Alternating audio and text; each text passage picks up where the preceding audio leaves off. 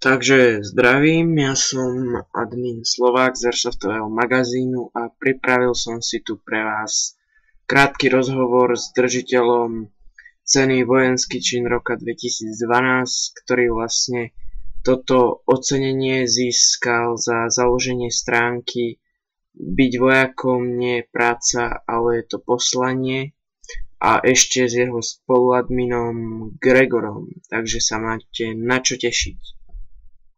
Takže volám sa Laco, som administrátor stránky Byť vojakom nie je práca, je to poslanie.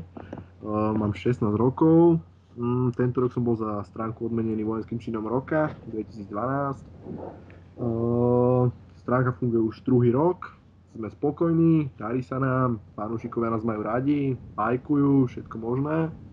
Hrávam Airsoft, som z malej dediny, blízko Bratislavy a blízko mesta Pezinok. Chcel by som pozrieť všetkých Pezinčanov, čo to budú počuť mimochodom. A tak, mám rád zábavu a tak. Nemám frajerku, takže dievčatá v pohode môžete písať, Bouterier na Facebooku mimochodom.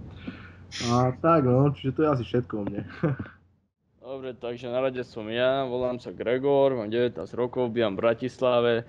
Milujem šport, srdcom som vojak a bojovník, živý tank kamarád.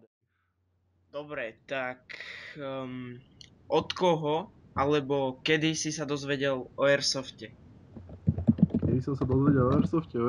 O Airsofte som sa dozvedel, keď som mal koľko? 12 rokov? 12-13 rokov. U nás v dedine boli takí chalani, oni vlastne predvádzali Airsoft a tak. Vtedy sa mi to zapáčilo, ale aktívne som začal hrávať pár mesiacov dozadu, 3-4 mesiace dozadu som začal aktívne hrávať. No, dobre. A ty, Gregor? Fíha, pred 2 rokmi, tak takisto tu boli chalani a tu v dedine vlastne je to akože prezentačka a aj tak už aj mi moji bratranci hrávali to, tak prečo nevyskúšal som si to aj ja. A zapáčil sa mi to, tak už 2 roky aktívne hrávam to. A čo vás viedlo k tomu hraniu Airsoftu? K hraniu Airsoftu ma viedlo asi to, že kamarát ma tam zavolal, či si nechcem ísť zastrieľať. Išiel som, zapáčilo sa mi to, dobre si pri tom pobeháš, zabavíš sa a dobre si zatrenuješ taktiku a také veci, čiže v pohodičke. Dá sa pri tom niečo aj naučiť a zabavíš sa a tak. Tak. Dobre. A ty, Gregor? Presne to isté, zábava, tak napodobňanie armády, taktika a tak ďalej, tak zbranie, tak ktorý chlap by to nemá rád? No, Nejaký dobre. homosexuál. No tomu ver. Ako vyzerali vaše začiatky? Moje začiatky, jak vyzerali? No, môžeš povedať niečo o výstroji, zbraní? Keďže som teraz začínal pár mesiacov dozadu, tak to vyzeralo asi tak, že full komplet oblečený v slovenských maskáčoch, slovenské Kanady, všetko slovenské, zbraň M4 od Dragon Guns, ktorú mám ešte doteraz a furt slúži, už pár mesiacov. A už, ja som bol na to pripravený, maskáče, všetko som mal, čiže už som si dokúpil len zbraň a išiel som na to. A ty, Gregor? Presne tak, ja už som mal dopredu aj taktickú vestu, všetky slovenské maskáče a tak výstroj, ale zbraň som si kúpil Kalacha za 100 ečok. A potom, tu mám ešte bratranca, on má 3 zbrane, on mi väčšinou podáva, tak požičiava mi zbrania, tak ja už som mal všetko. Takže dali mi do ústa. No, dobre, a čo sa odvtedy zmenilo, ak sa odvtedy vôbec niečo zmenilo? Od začiatku, čo sa zmenilo, no hlavne došli mi guličky. To presne tak. Veľká zmena a neviem, plánujem teraz dokúpiť ešte pár vecí okolo taktickej a tak a také blbostičky. Fakt, že už len detaily si podokupovať a som asi full komplet vybavený. Tak teraz taká otázka, čo som sa už pýtal viacerých ľudí. Čo by si skôr bral? Tu M4, M16 alebo AKčka? No do riti. Jednoznačne, keďže AKčka sú dobré zbrane, ale dizajnov sa mi nepáčia, tak M4, M16 to sú moje srdcové zbrane. Ja som na tom asi rovnako. A ty, Gregor? No ja budem proti, ja milujem AKčka. Ty koko, srdcovka, ruská zbraň, paráda, number one. Ešte ak môžem doplniť, tak potom už len tak, to ma teraz napadlo, že potom Gregor nevieš, čo je dobré. No, Ej. aká je tvoja obľúbená zábava, či výbava, pardon? Obľúbená výbava? Hej. No, hlavne si musím zobrať zbraň, Kanady, maskáče, nejaké tričko, nejaké takéto maskáčové, víš, zoberiem si blúzu, dám si kuklu, nech sa hrám na vojenského policajta aspoň, zoberiem si balistické okuláre, Vilexy, podotýkam. A čo potom? No, to je asi všetko, taktickú a také veci si neberem, to má zbytočný ťah z dole a ide mi to rýchlejšie bez toho. Mhm. Ty, Gregor? No, ja všeličo oblečiem, čo nájdem doma. Nech to váži veľa. Ja to milujem. Nech mám na sebe 30 kg a idem na to. Máte nejaké, ako to nazvať, nejaké zaujímavé zážitky z Airsoftu, z nejakej akcie alebo tréningu? Uvádza si moja najzaujímavejšia akcia, čo bola, alebo proste zážitok, čo bol. Tak to som hral také jedno pekné CQBčko, no CQBčko a les zároveň. A došiel tam chalan asi, koľko mal, má 12 rokov, vyobliekaný. Bolo vidno, že mu tatko ponakupoval veci. Zle si zasunul zásobník a išiel sa hrať na veľkého machra. Chcel začať strieľať, vieš, mal to párnu kadenciu, je všetko, už upgradeované AKčko mal. A ak mal zle zasunutý zásobník, tak ak začal strieľať, tak mu vypadol zásobník. Asi tak 30 sekúnd sa čudoval, prečo mu to nejde.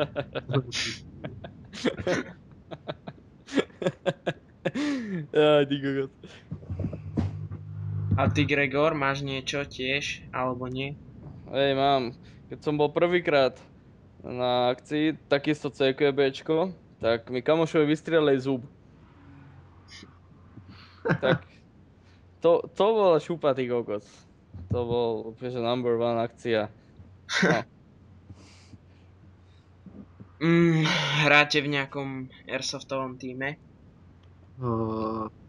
Airsoftový tým, nehrám aktívne za žiadny Airsoftový tým, ale keďže v mojom okolí je dosť veľa takýchto nadšencov, tak sa stretávame len tak, ale aktívne chodím hrávať, no aktívne ako aktívne. Na väčšine akcií som bol s Freedom, na deviatkách, na útorkoch, Freedom Airsoft Team a vlastne to sú asi také najzaujímavejšie akcie, na ktorých som bol. Ty, Gregor? No ja som tak na 50-50, že aj som v týme, aj nie som v týme, takže tak. Ako tak, vieš. A mohol by si nám niečo povedať o tom týme? Však je to nový tím, čisto nový. Je to názov Dark Legion. A chalani z Levíc a sú v pohode, tak skúsim byť s nimi. Ale tak väčšinou hrávame individuálne, vieš, idem na akcie, tak oni tam nie sú, tak hrám sám alebo s bratrancami. Jasné. To je KISS Team. Presne tak. Tak. Keď bola KISS hudobná skupina, tak oni majú vlastný Airsoftový tým. Ináč je to tak, lebo je Tomáš Kiš, Gregor Kiš a Juraj Kiš. No, vidíš to.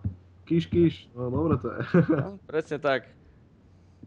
Dobre, tak teraz máme tú Airsoftovú časť za sebou a teraz by som sa vás skôr začal pýtať ohľadom tej vašej stránky. Tak, asi tak pre začiatok by som sa opýtal, kedy si založil túto stránku a za akým cieľom? Kedy som založil túto stránku a za akým cieľom? 2. januára 2012. Ja vlastne chcel som pomôcť zlepšeniu mena Slovenskej armády. No, ne že armády, ale proste chcel som zlepšiť tú pozíciu vojaka medzi ľuďmi, že proste aby ho brali inak. Že nech to není tak, že je to darmožrač a podobne, ale vlastne nech sa zlepší to jeho meno, nech je to viac rešpektované medzi ľuďmi. Jasné. A kedy sa k tebe pripojil Gregor? Joj. Gregor sa pripojil, koľko to je?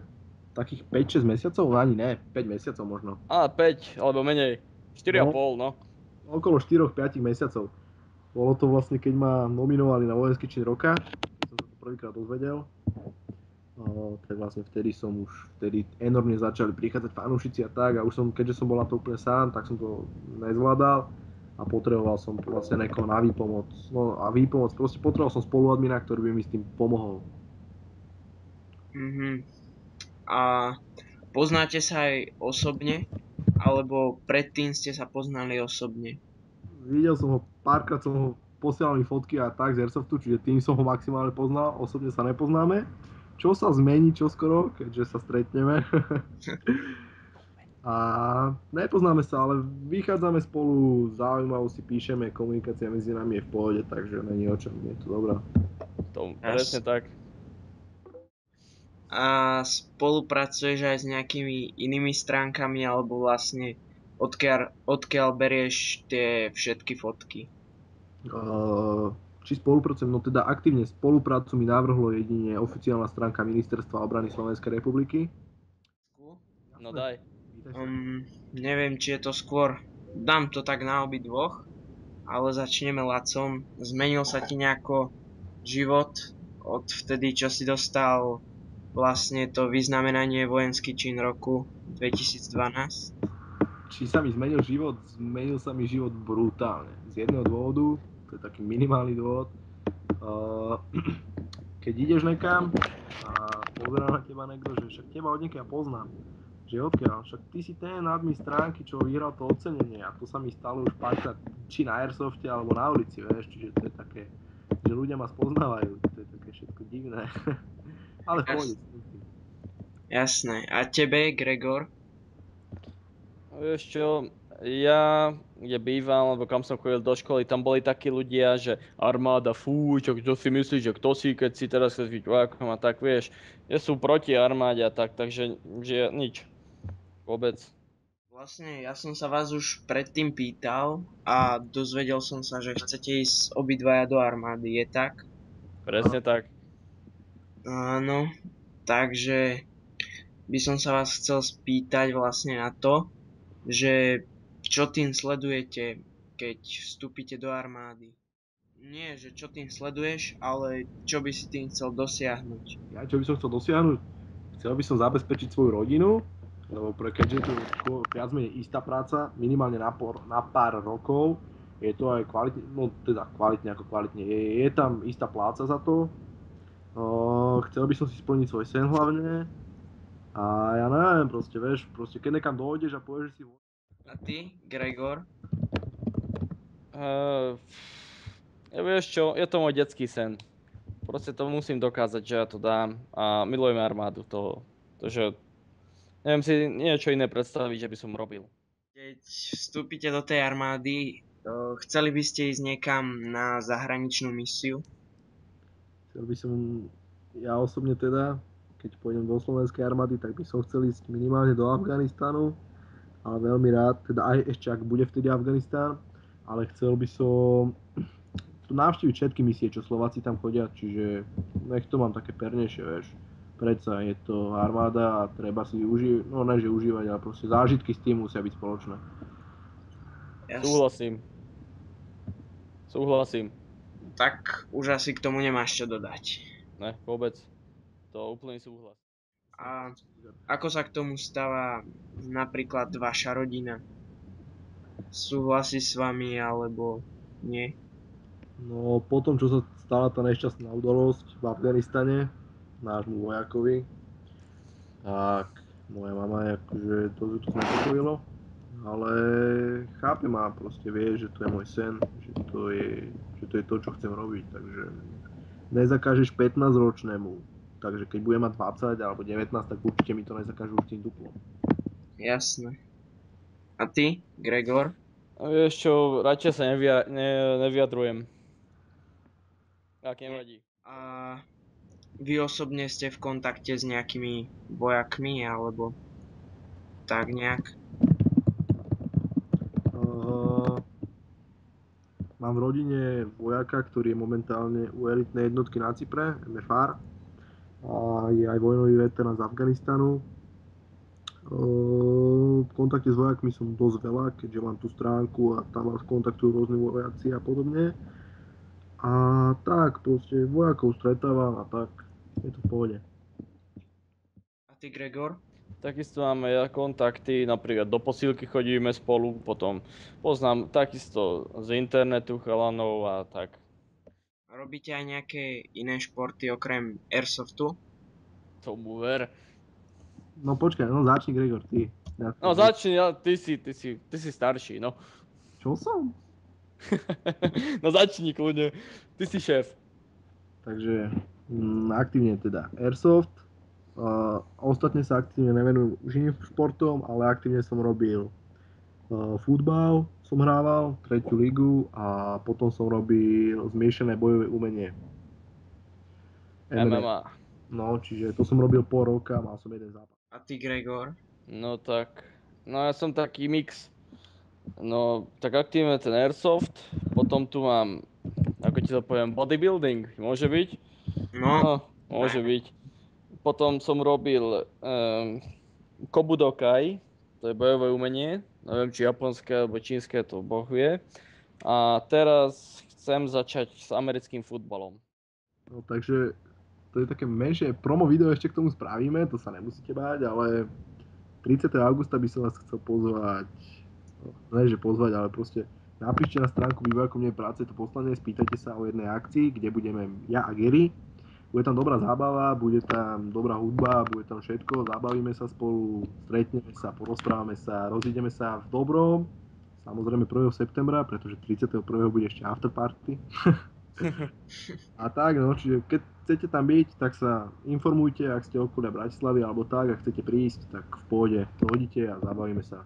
Dáme vám látkami a tak, bude dobré. Tak.